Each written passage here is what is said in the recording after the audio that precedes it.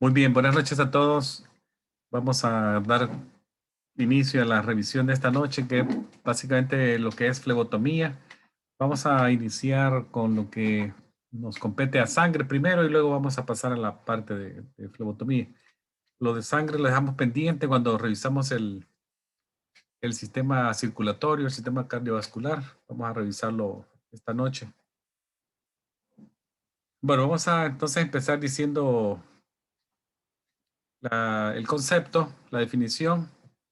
Por definición, la sangre es la parte fluida, es un tejido conectivo especial, fluido que mueve muchas sustancias importantes para la vida a través de los vasos en nuestro cuerpo, vasos sanguíneos, que son las arterias y las venas, a través del sistema circulatorio o cardiovascular. En humanos incluye lo que es la parte líquida, el plasma, también están las células sanguíneas, células rojas, que son las rojas y las variedades de las blancas. Luego tenemos las plaquetas, que son fragmentos celulares de los megacariocitos. La función de la sangre, déjenme poner esto acá, el puntero. Bueno, la función de la sangre es, como dijimos, movilizar muchas cosas, entre ellas oxígeno, para ser puntual. Tenemos oxígeno, el dióxido de carbono, nutrientes, ahí van carbohidratos, lípidos, aminoácidos, que son absorbidos a través del sistema digestivo. También tenemos distintas hormonas que son secretadas por las glándulas de nuestro sistema endocrino.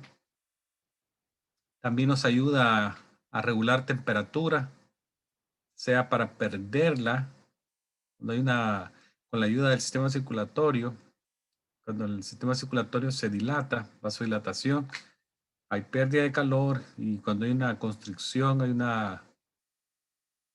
conservamos calor. Entonces, dentro de sus funciones.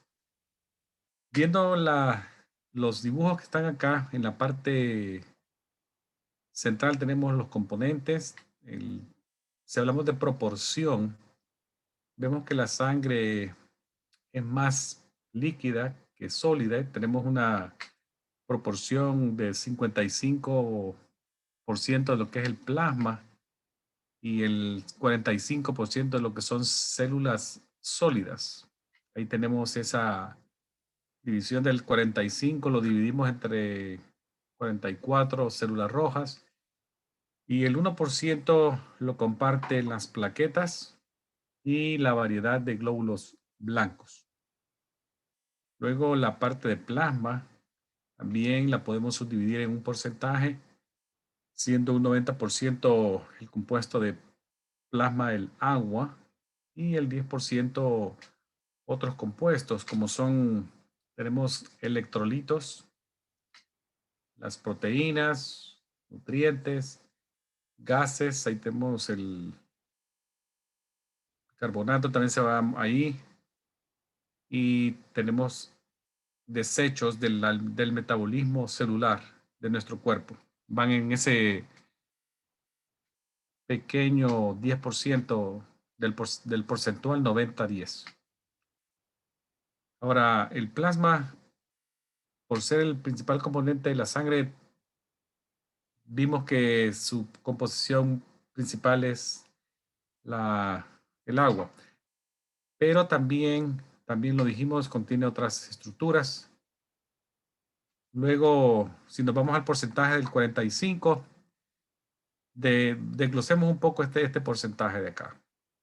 Vemos las células rojas, que estas son responsables del transporte de oxígeno y el dióxido de carbono. Un porcentaje también del dióxido de carbono se moviliza en forma libre, dióxido de carbono libre, y otro va en la que es los glóbulos rojos, ahí se moviliza. Las plaquetas son parte de lo que es la hemostasia, una forma de nuestro cuerpo de parar sangrado. Esas son las plaquetas. Y luego tenemos la parte de los glóbulos blancos, que son una parte muy importante del sistema inmunológico de defensa de nuestro cuerpo. Y también son responsables de lo que es la respuesta inmune, respuestas de inflamación y alergia también. Entonces, en ese caso, ellas tienen otra función que no es parecida a lo de los otros componentes de la sangre. Básicamente es protegernos contra cuerpos extraños. De la sangre veamos lo que es la vida media de un glóbulo rojo de principio a fin. Es aproximadamente 4 meses, 120 días.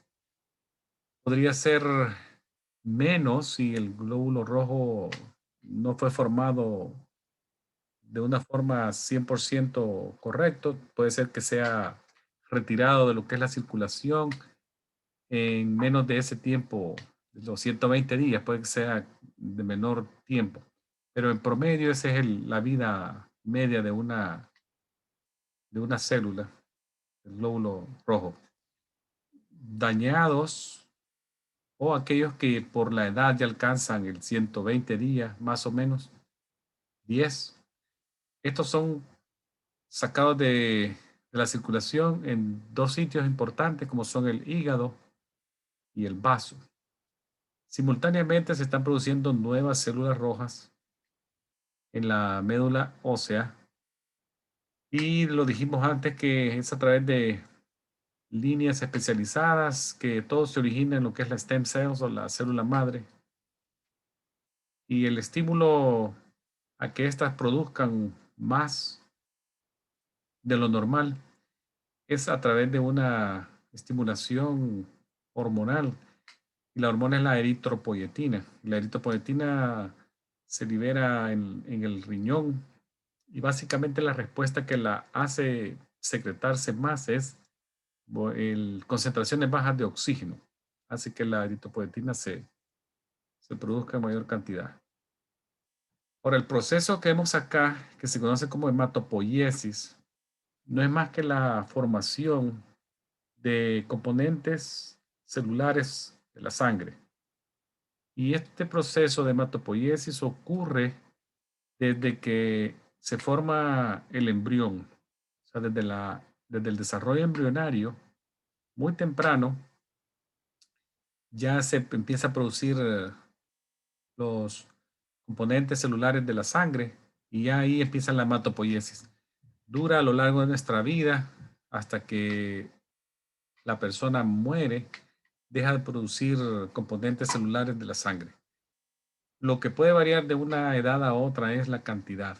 En algunos casos, a medida la persona gana edad, a través en lo que es el proceso ya de adulto mayor, la hematopoiesis podría ser que disminuye un poco, pero no en ningún momento desaparece. Ahora veamos un poquito lo que es la diferencia entre la sangre completa, el suero y el plasma. ¿Qué es una cosa y qué es la otra? Acá les puse un rectángulo rojo a cada lado. Del lado izquierdo tenemos el plasma, del lado derecho lo que es el suero. Y si ustedes ven, está en color amarillo en ambos lados. Y eso simboliza lo que es nos hace pensar que es la parte líquida de la sangre, que permanece una vez que las células rojas son separadas de ellas. Si ustedes ven acá, las partes rojas están en el fondo. Entonces, una vez que se separan, lo que obtenemos al flote es, que sea plasma y suero en la sangre. Pero esa es donde las similitudes terminan de ellas, ya que el suero y plasma son dos cosas distintas. El suero acá, mano derecha, es la parte líquida que permanece después que la sangre formó un coágulo. Acá lo vemos, dice clot. Entonces, se forma un coágulo. El coágulo no se forma y se separa espontáneamente como lo vemos en este dibujo, sino que probablemente este dibujo simboliza la separación, pero se logra a través de una máquina de centrifugación. Tiene que haber una centrífuga que separe a gran velocidad a través de vueltas súper rápidas, hacen que las partes más pesadas, sólidas, se vayan al fondo del tubo, la sangre ya coagulada se va al fondo del tubo y la parte flotante acá sería el suero. Y en este caso el plasma también es la parte líquida que permanece, pero con el detalle siguiente. En este caso, la coagulación se previno ya que se usaron anticoagulantes, algún tipo de aditivo que previno la coagulación, entonces se centrifuga también, pero en este caso tenemos el plasma. La sangre, la parte sólida está al fondo, pero no se coaguló, plasma. La parte sólida está al fondo, se coaguló, suero. Ahora, la sangre completa, que la vemos acá, es aquella sangre que se saca directamente del cuerpo, en la cual los componentes, como son plasma, plaquetas, no, no se han removido, permanecen. Y la sangre está tal como fue sacada del cuerpo. En esta bolsa que ustedes ven, las bolsas se identifican de una manera propia, son sabiendo identificar que es una sangre completa, acá lo dice el tipeo, si ustedes ven tienen lectores de barra, se pueden leer con un escáner. También traen si el tipo de anticoagulante que se usó, acá está descrito, la cantidad, 250 ml. También está la fecha en que fue sacada o colectada, dicen 9 de marzo, y la expiración de la misma, que aproximadamente como 5 semanas, 4 a 5 semanas. Entonces, esta sangre se conserva en medios fríos. Actualmente el tiempo de espera puede ser bien mínimo porque en este momento, si ustedes escuchan las noticias, van a ver que hay una gran demanda de sangre por los ingresos hospitalarios en los distintas ciudades. La demanda es bien grande de sangre, entonces el otro día vi una noticia donde decía que la Cruz Roja estaba ya casi, por decir, números rojos, con sangre para solamente un día de reserva. Y eso en casos normales es impensable que la Cruz Roja tenga solamente un día de reserva de sangre, ya que siempre ellos manejan reservas de hasta una semana o 2 semanas. Pero se ha visto un gasto bien exagerado de la sangre. Entonces, en ese comercial que yo vi, ellos daban aviso de la escasez y pedían donantes que se acercaran a los sitios de la Cruz Roja de donación para que donaran sangre. Estas donaciones, también yo lo mencionaba anteriormente, la Cruz Roja las realiza de forma periódica en ciudades, cada mes, cada 2 meses, y mucha gente se puede hacer, se registra como donante. Ellos le avisan la fecha que va a estar en la ciudad, y también muchas empresas patrocinan regalos, pues, para que la gente de manera voluntaria, pero como un incentivo, muchas veces regalan entradas a ver partidos de béisbol o algún tipo de incentivo para que la gente estimular esa llegada a la donación. Bueno, vamos a tocar ahora lo que es ya la revisión de la flebotomía. Vamos a comenzar diciendo los objetivos y los métodos de la flebotomía actualmente. Los objetivos son bien claros, son básicamente obtener sangre para propósitos terapéuticos y diagnósticos, ya que de esta manera se identifica anomalías y se puede hacer diagnósticos de enfermedades y tratarse de una manera correcta. También la sangre se utiliza para transfusiones cuando se obtiene en centros de donación de sangre. En otros casos puede ser para fines terapéuticos, como puede ser en casos de policitemia. Los métodos que se utilizan son la punción de las venas a través de una aguja. Se punciona con una aguja la piel hasta alcanzar el lumen de una vena y se extrae la sangre. Esa sería la venopunción. Y si se obtiene un poco más superficial a través de una colección de sangre vía piel superficial, Se le conoce con el nombre de función capilar. Entonces, ¿qué destrezas necesita el flebotomista y cuál es su función? Entonces, el flebotomista puede ser cualquier persona que sea entrenada para este fin. En el caso de ustedes, recuerden que van a obtener certificación de flebotomía, EKG y Clinical Medical Assistant. Esa es la parte, pero hay personas que se dedican exclusivamente a la flebotomía y eso hacen en el día regular de 8 a 4 o part-time, lo que sea, sacando sangre de manera continua. Se requiere del flebotomista un conocimiento de la anatomía y fisiología de los sistemas que competen a esta práctica, que son la piel, entonces el sistema integumentario, el sistema cardiovascular o circulatorio, el sistema músculo-esquelético, más que todo muscular, y el sistema nervioso, porque en algunos momentos podría ser que esté la punción muy cerca de nervios. También hay que conocer el equipo que se utiliza para la flebotomía, ya sea venosa o el equipo que se utiliza para la punción capilar y todo el equipo de alrededor de ella. Son de agujas, jeringas y los tubos. Ya lo vamos a ir viendo.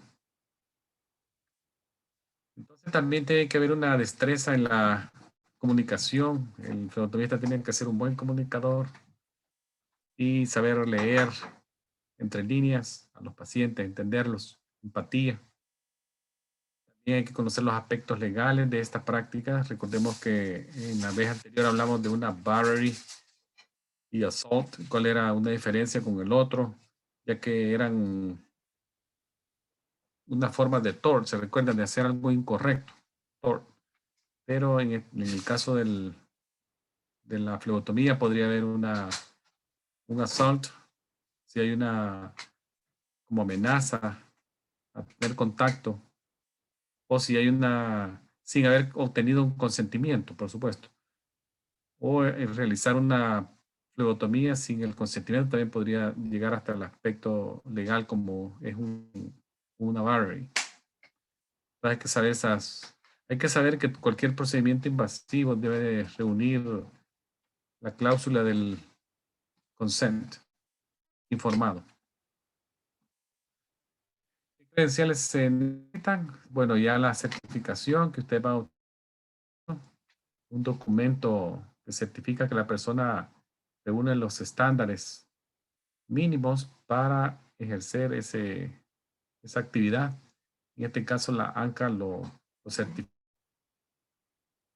En algunos casos puede ser voluntario, en la mayoría son requeridos por los lugares de trabajo. Requieren pasar un examen y también la práctica, porque también no solamente es pasar el examen, sino que hay que tener una práctica del cómo hacerlo. Ahora, licencia no tiene que ver nada con lo que es la flebotomía, porque la licencia ya es un documento que son entregados por agencias estatales y eso ya son cosas que son requeridas por ley, ya van más con la medicina, como el médico, el nurse practitioner, el PA. Entonces, no, la flebotomía solo requiere una certificación. Ya hablamos también sobre lo que es la privacidad de los pacientes, cómo mantener la confidencialidad de un paciente en cuanto a su información protegida, privilegiada, que hablamos la otra vez. Entonces no hay que olvidar eso, que se maneja información, datos de información que son PHI, información de salud protegida. También las éticas y estándares de confidencialidad. Ahora veamos cuál es la importancia legal en el saber identificar al paciente y saber identificar a la muestra.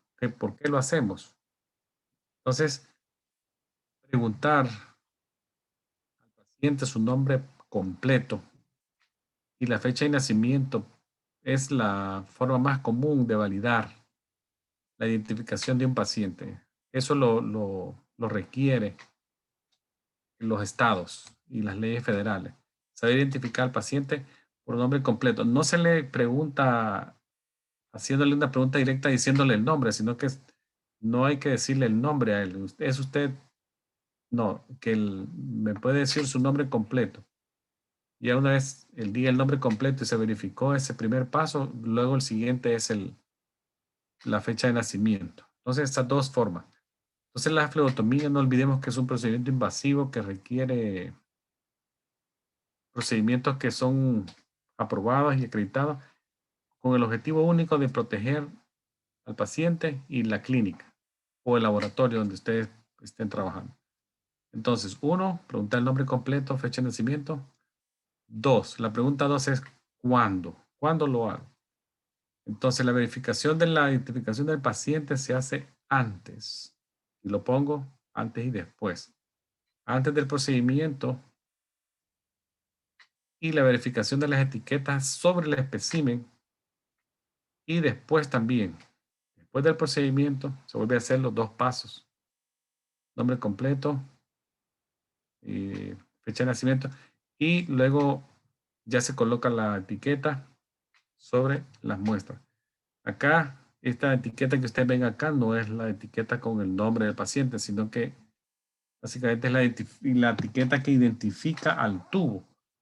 Todos los tubos que se usan en flebotomía actualmente, la mayoría son los que se conocen como Vacutainer.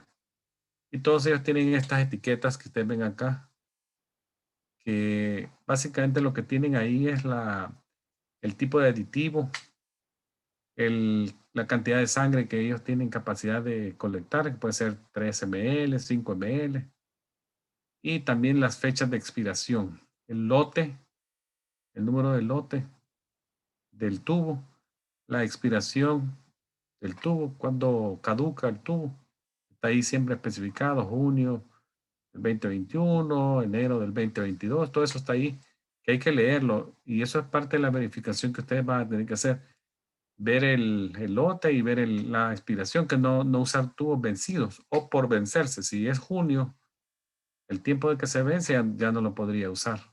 Tengo que descartarlo. O sea, no porque ahora estoy en junio, de preferencia son tubos que no están ni siquiera en el mes de que se están usando. Entonces, otra cosa que no hay que olvidar antes de moverme de acá, otra cosa, que no debemos de olvidar que el paciente tiene el derecho de decir no. Recordemos que no porque está escrito que se le haga es una ley del Estado. No, el paciente, recuerden el derecho del paciente, puede decir no a la flebotomista. Entonces, cuando esto sucede, lo importante es documentarlo. Se tiene que documentar el rechazo a hacerse la prueba. Y eso hay que hacerlo en el expediente electrónico del paciente. Si es electrónico o en papel. Cualquiera de los dos. Entonces, este documento debe ser usado como una prueba de que ustedes solicitaron hacerlo, pero el paciente se negó. Recuerden que eso es un procedimiento legal que les va a asegurar confianza a ustedes. Veamos ahora también otros tipos de especímenes que se analizan en algunos laboratorios clínicos, por si a ustedes les tocara hacerlos también. Son especímenes que se coleccionan, son orina. La orina son muestras de orina que se utilizan para verificar diferentes cosas. Por ejemplo, puede ser para verificar pH o algunos otros componentes que se pueden encontrar en una orina de forma rutinaria. ¿Qué otros tipos hay? Está la orina rutinaria al azar, que sería esta random, que son especímenes de orina que se colectan en cualquier hora del día o cualquier día. O sea, no necesita ningún manejo especial o hora especial o manejo trato del paciente en forma especial. O sea, al azar, cualquier hora del día, se colecta la muestra. Algunas otras son ya más específicas, como esta de medio chorro, que es una muestra limpia. En esta hay podría ser que hay una sospecha de una infección de vía urinaria, entonces se quiere obtener una muestra a medio chorro y ya se hacen algunas medidas de asepsia para hacer ese requisito de que es de medio chorro y con medidas de específicas. Luego tenemos muestras de 24 horas, que son aquellas que ya son hechas para identificar algún tipo de componentes específicos que se pueden detectar en la orina, pero eso se hace a lo largo de un día corrido, 24 horas.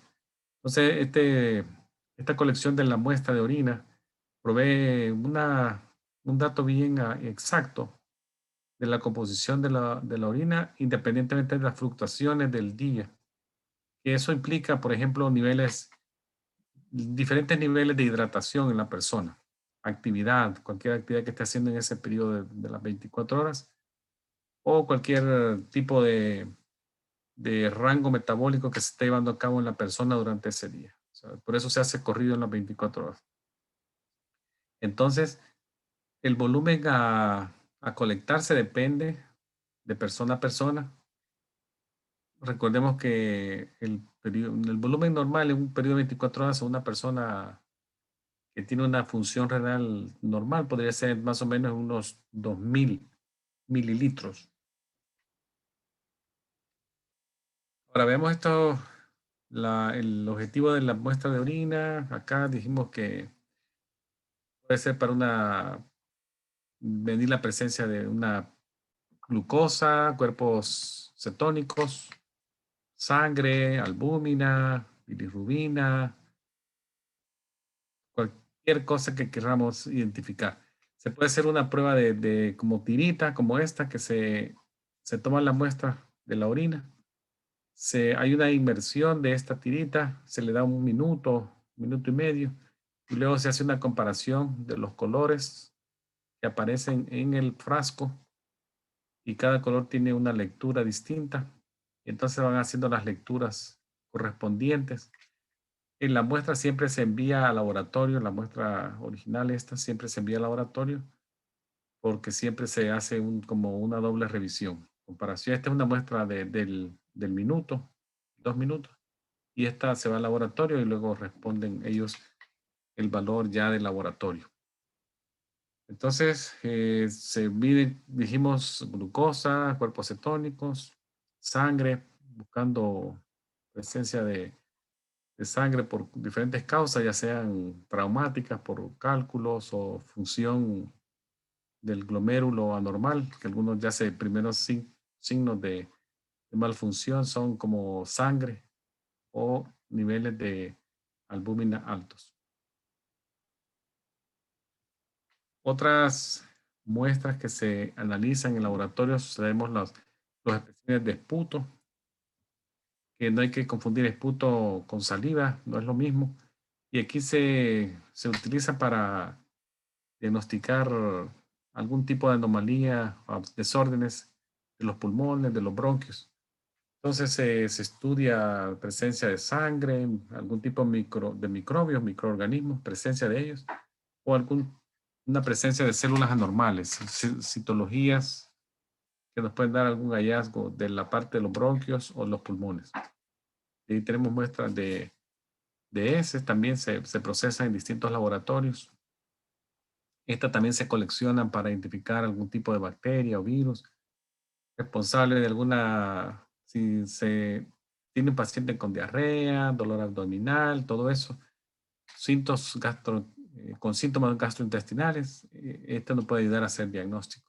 Entonces, se debe de obtener muestras recordemos, en contenedores secos, limpios, y se tienen que transportar de una manera segura a las áreas de análisis.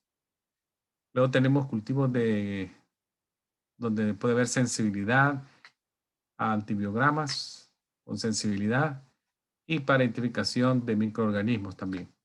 Esto se hace con el propósito también de identificar apropiadamente un microorganismo y tratarlo lo más exacto posible.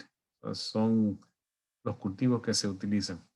Luego tenemos cultivos de garganta, que también se hacen en diferentes clínicas y hospitales, también para detectar microorganismos patógenos y de esa manera determinar el tratamiento que vamos a hacer. Cultivos de heridas. Ven estas fotografías acá, estos cultivos muchas veces se hacen con este tipo de hisopos que son, que están, se deben de colocar luego adentro de estos tubos especiales donde hay soluciones que los conservan para que estén en momento óptimo para hacer las siembras en los distintos platitos donde se van a cultivar. Entonces, esos son cultivos de heridas, se hacen para, puede ser paciente con una úlcera varicosa, una úlcera diabética, una herida quirúrgica infectada. Se usan estos hisopos y luego se transportan de una manera segura a las áreas de laboratorio. Son algunas otras que se pueden hacer. 2 horas postprandial de glucosa, esta es la abreviación. PPG, postprandial. También hay test de tolerancia a la glucosa, test de sangrado, del tiempo de sangrado, gases arteriales. Ya pronto les voy a mostrar un video sobre gases arteriales, que es un procedimiento que se utiliza mucho en unidades de cuidados intensivos, cuidados intermedios y también para pacientes respiratorios que están en tratamiento con neumólogos. Los neumólogos les dejan gases arteriales. Ahora, veamos ya lo que es la flebotomía.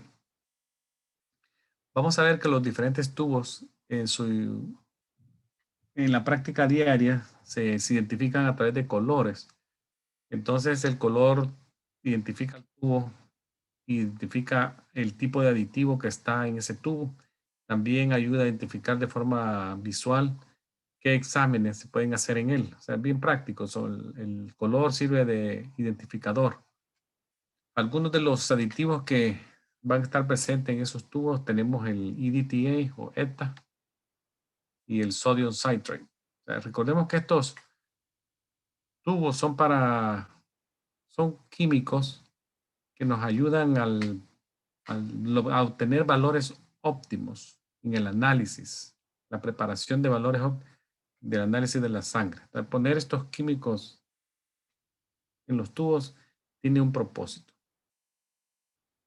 Entonces tenemos el EDTA y también tenemos hay unos gel separadores de suero, que también es un tipo de aditivo que están al fondo de los tubos. Tenemos la heparina, tenemos heparina sodio, sodium heparin y tenemos el lithium heparin.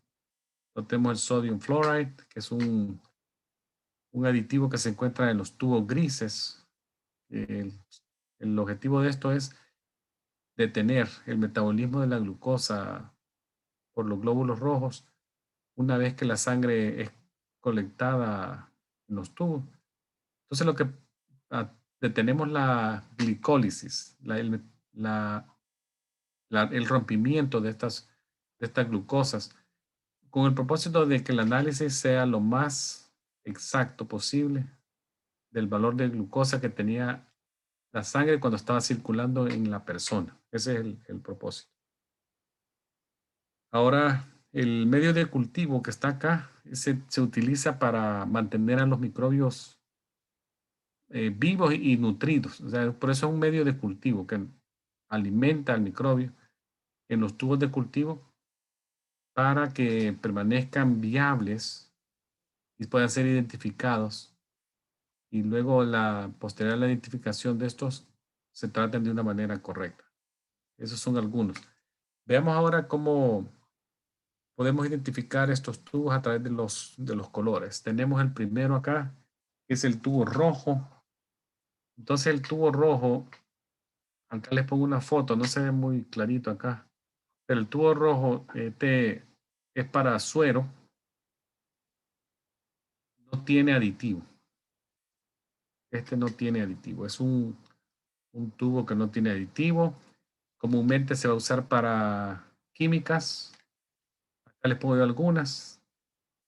Factor reumatoideo, amilasa, magnesio, cortisol, ácido úrico, hormona paratiroidea, niveles de digoxina, insulina, péptido C. También se utilizan para lo que es el banco de sangre y procedimientos relacionados a lo que es el banco de sangre. Este es el tubo rojo. Entonces este tubo hay que observarlos. No olviden también lo que les dije, siempre al costado de esta etiqueta, siempre vean la fecha de expiración, si está viable. Usualmente viene el año, el mes, el día. Entonces hay que ver que esté en buenas condiciones para ser usado. Usualmente la capacidad de estos tubos puede ir de 4 hasta 6, 7 cc. Luego tenemos el tubo celeste, light blue. Estos tubos también, en este se logra ver que es el sodium citrate, el que está adentro. Sodium citrate. Y también la medida puede ir desde 2.7, como lo ven acá, a 4 cc también. Hay de diferentes tamaños, pero no varían mucho. En ese, este que están viendo acá, de 2.7 ml, es un tamaño pequeño. El tubito podría andar más o menos en unos 6, 7 pulgadas de tamaño, de abajo arriba, más o menos. Es un, un tubo que se usa para lo que es la coagulación. Todas las pruebas de coagulación, como son, por ejemplo, la prueba de protombina, prueba parcial de tromboplastina, mediciones de fibrinógeno, el dímero D, se utiliza para el diagnóstico de presencia de trombos importantes, como puede ser que se esté formando un embolismo pulmonar. Se utiliza eso o con pacientes con infartos de miocardio, se utiliza el dímero D. Se utiliza mucho en pacientes agudamente enfermos. Están en unidades de cuidados intermedios o intensivos, pero que están en situaciones bien delicadas de salud. También se utiliza para hacer actividad de los factores, de diferentes factores, y esto nos puede ayudar a identificar deficiencias de factores o inhibidores de factores. Este sería entonces las mediciones de coagulación, el light blue, y el aditivo es el sodium citrate. Ahora tenemos el lavanda. Este lavanda es el que tiene el EDTA. Es un tubo también. El EDTA, el nombre es bien largo, acá lo ven, etilén. Entonces se abrevia en EDTA o ETA. El tubo lavanda también, no olviden acá, si ustedes ven acá, al costado se ve la expiración. Esta foto, obviamente, es una foto de un tubo ya de bastante tiempo, pero cuando ustedes lo vean, tienen que verificar que, por el caso actual, pues tiene que ser un tubo que tenga que no esté caducado el tubo, porque eso sería un error, usar un tubo ya vencido. ¿Qué podemos hacer acá en este tubo lavanda o morado? Comúnmente son exámenes de hematología. Ahí tenemos cuenta completa, complete blood count, cuenta completa de sangre, plaquetas, cuenta de reticulocitos, hematócrito de hemoglobina, tenemos eritrosedimentación, direct cum, otro que se hace en este tipo de tubo morado. Este direct cum es usado para detectar anticuerpos o proteínas del complemento, que son aquellas que se adhieren a la superficie de las células del glóbulo rojo. Entonces se usa es un test usado en el diagnóstico de anemias hemolíticas autoinmunes. Ahora, el tubo rosado también tiene el mismo aditivo del morado, de lavanda, que es el EDTA. ¿Qué se hace acá? Comúnmente se hacen pruebas de hematología. Acá tenemos pruebas de estudio cruzado de sangre. es medición de anticuerpos, tipeo y RH, y lo que es lo del análisis del ROGAM, workup.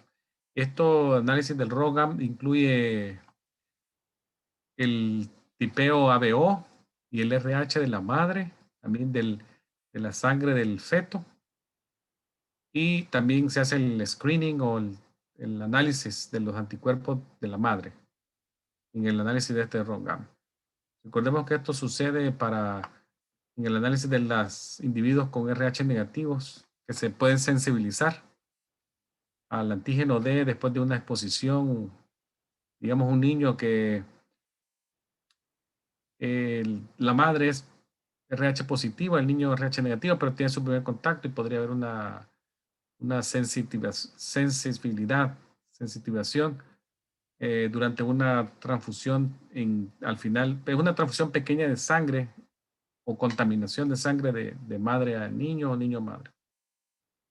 Ahora, los tubos color verde claro y hay un verde oscuro. Entonces, este verde claro y el verde oscuro, los dos tienen como aditivo la heparina. La única diferencia es el tipo de heparina. Por ejemplo, en el verde claro, que sería lo que estamos viendo acá, es la litio heparina, como el aditivo anticoagulante que se usa. El tubo lo vamos a usar para pruebas de química. Entre ellas tenemos la amonia, factor reumatoideo. Se utiliza para el panel lípido. Ahí va el colesterol, triglicéridos y las ADL, HDL, LDL.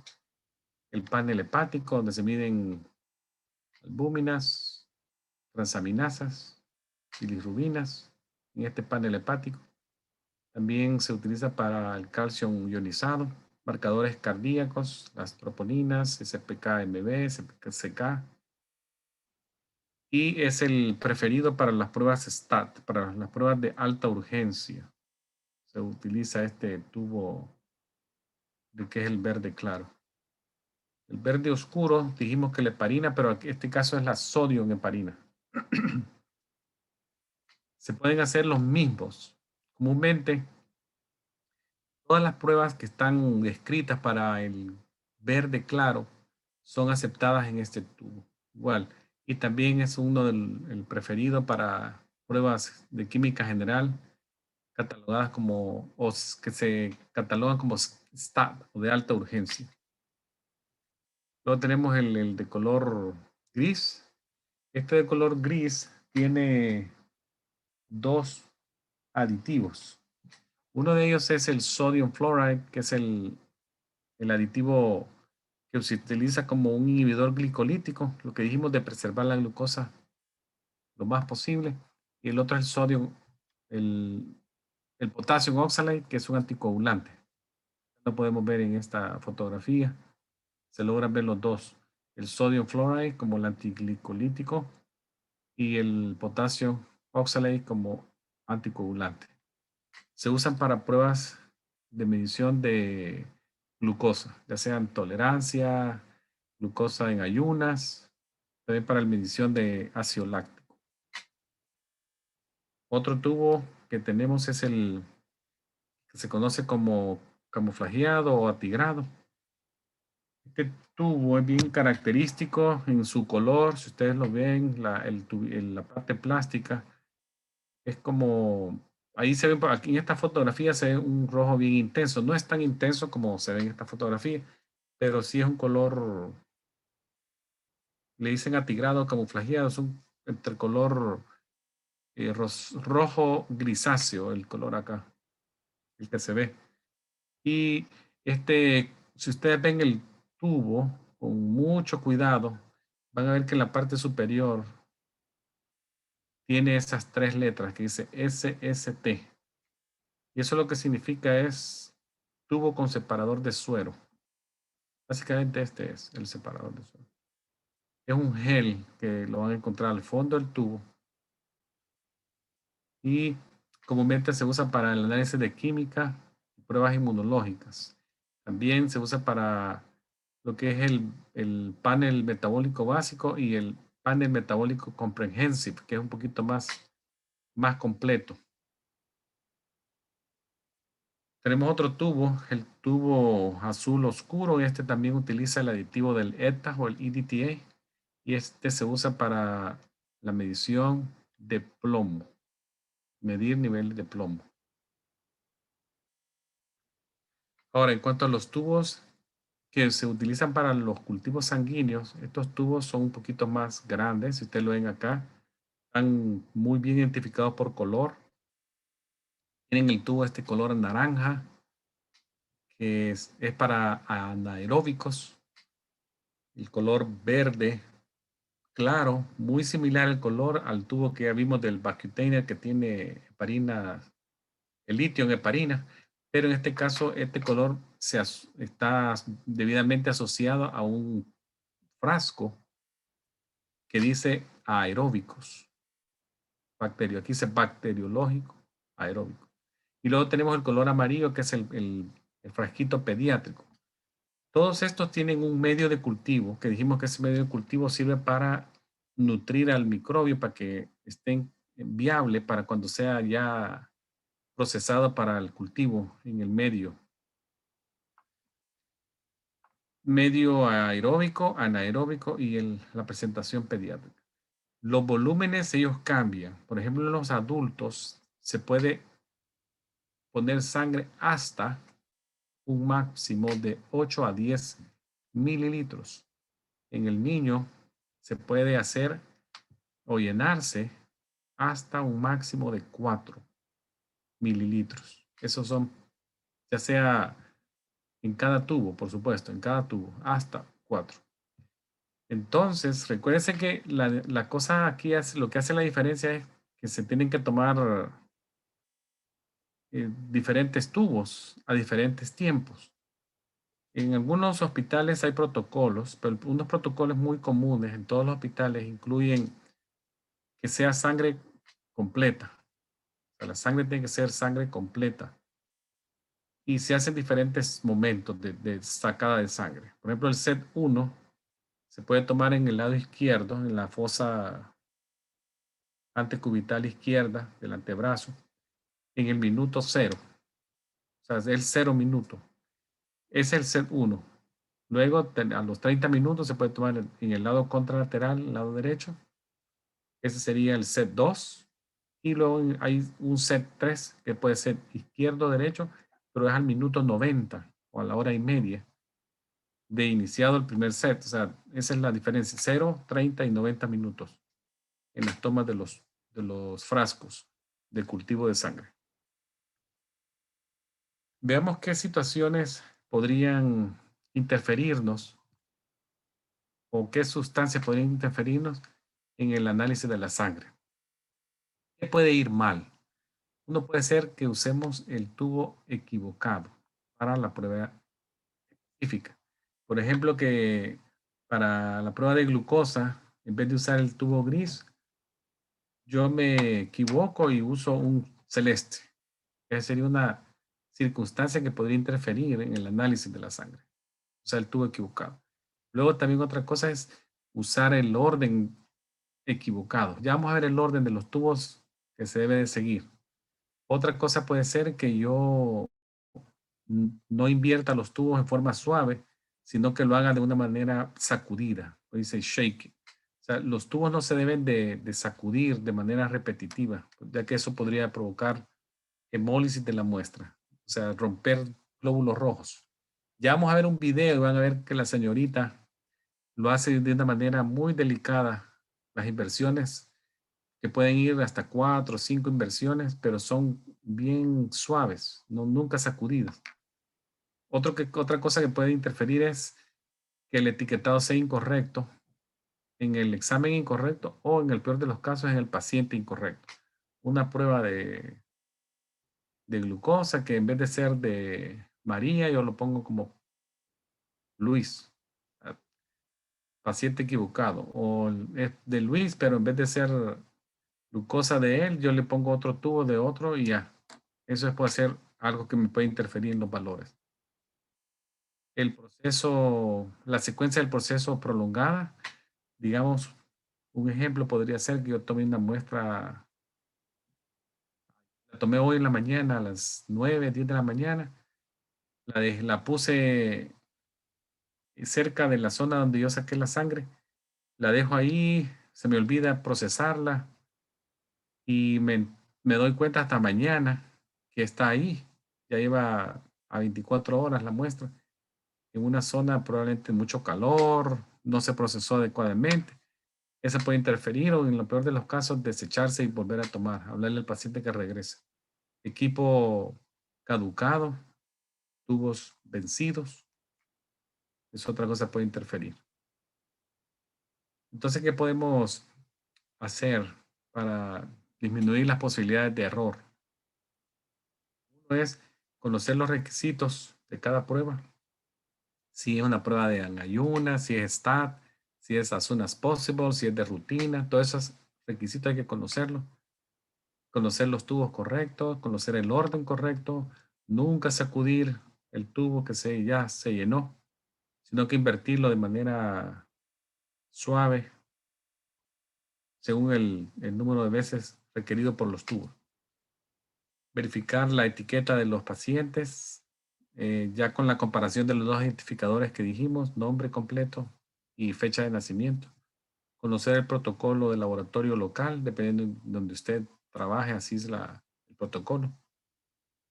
Conocer el inventario de productos y el producto puede ser el tubo, ver que los tubos no estén vencidos, que hayan todos los insumos que se van a necesitar en el día, que hayan tapes, gasas, torniquetes, agujas, que todo esté con suficiente cantidad. Es un equipo de colección de sangre. Acá tenemos uno a mano izquierda como reserva y este tray que se ve acá, que es como un trastecito, donde se puede colocar lo más inmediato que voy a ocupar, lo necesario del momento. Si ustedes ven acá, se ve un tubo amarillo, el celeste, un morado. Se puede ver el tape número 1, el sostenedor de tubo, gasa, alcohol, torniquete. Entonces, algunos de los componentes son, vamos a verlos así por el número. Por ejemplo, tenemos el número 7, que es el torniquete. Este torniquete es un utensilio que se utiliza para hacer la vena más visible, más fácil. Y eso nos ayuda a que la punción sea tal vez con menos dolor porque la veo más fácil, no tengo que estar pinchando, sino que me facilita la visión de la venopunción. Recuerden que estos no son de látex, son para aquellas personas que tienen alergia a látex, son bandas elásticas no de látex. Usualmente el tamaño son de largo, son bastante largos, 15 pulgadas más o menos mide un torniquete estándar. Y hay que usar uno por persona. Recuérdense que no puedo estar usando el mismo toda la mañana, el mismo solo me lo meto al bolsillo y lo vuelvo a sacar. No, es de un solo uso. Estos vienen en cajas muchos y no hay que estar tratando de economizar usando el mismo en 5 o 10 personas. Lo usé y luego se descarta. Es uno por persona. Los tubos Vacutainer, que son estos tubitos que se ven acá de diferentes colores, son los tubos más usados por los laboratorios en los Estados Unidos para la colección. Vienen codificados por color y la presencia del color nos ayuda a identificar el aditivo dentro de él. Ya los mencionamos, los aditivos. Esos pueden ser anticoagulantes, activadores de coágulos, preservantes, como es aquel que está en el tubo gris para preservar la glucosa. Luego tenemos las agujas. Las agujas son rectas. Y vemos también otras agujitas más pequeñitas, finas, que están en estas, que se conocen como mariposas, que son set, así como con alitas laterales, que se pueden adherir a los vacutainers a través de estas extensiones que vemos acá. Y los tamaños, el tamaño ideal de una flebotomía es de 21G caucho. Pero una de estas, por ejemplo, las butterfly pueden ser 21, 22, 24, 28, son bien finitas. Estas de mariposas. Luego tenemos jeringas que solamente se usan en circunstancias muy especiales, casi ya no se usa la jeringa. Solo se hacen uso de estos sostenedores de tubo, las agujas que son todo bien individual y se arman en el momentito que se va a usar. Por ejemplo, la número 3 es esto que tengo acá. Este es el número 3. Entonces, esto se adhiere al número 10, que es el sostenedor de tubo. Y luego por la parte inferior acá se colocan estos vacuumers o tubos evacuadores. Entonces ya el set armadito se ve como este. Así. Entonces, ¿qué otras cosas hay? Hay alcohol, torniquete, ya lo vimos, guantes. Acá no veo guantes, pero vienen guantes. Son guantes que son desechables también.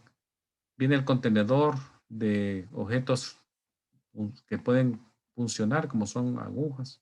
Se ponen al interior de este contenedor, que las paredes de este contenedor son a prueba de punción. Una vez la aguja entró ahí, no va a penetrar este plástico, sino que un plástico súper duro, no lo deja penetrar.